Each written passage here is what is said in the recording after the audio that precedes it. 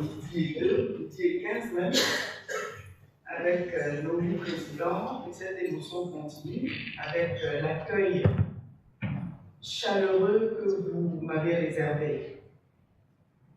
Et j'ai l'impression que j'ai eu tellement d'échanges avec vous, j'ai l'impression de vous connaître beaucoup déjà, et je me rends compte que l'allocution que j'ai préparée,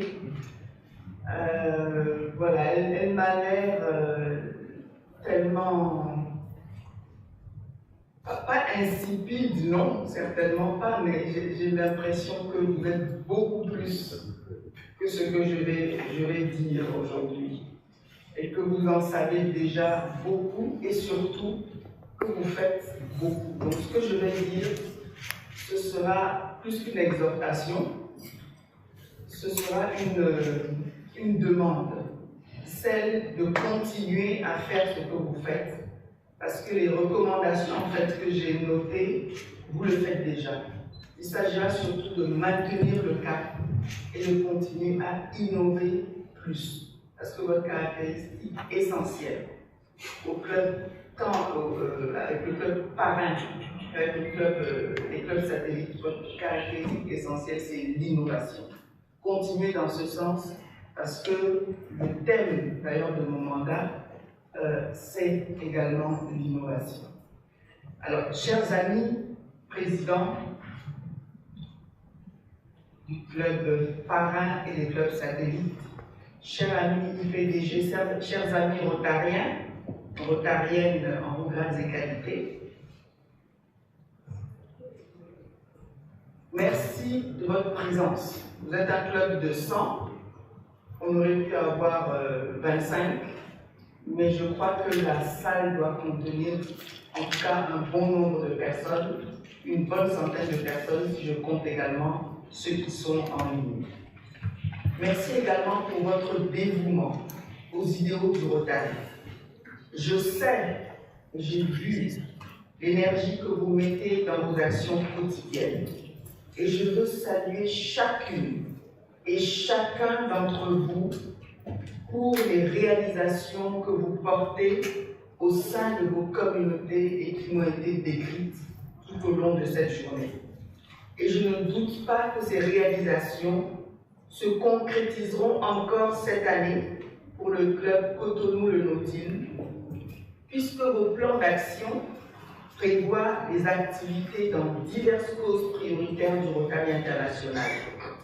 Et ce soir, avec le projet, un des projets phares du club, le projet lié au traitement de la drépanocytose, ou les nombreuses actions innovantes des clubs satellites, utilisant des moyens innovants, notamment les réseaux sociaux. Et à ce titre, j'ai entendu divers mots qui sont parfois étrangers de mon vocabulaire. J'ai entendu les mots podcast, trombinoscope, capsule, bref, des moyens pour impacter non seulement les communautés, mais également les membres de votre club.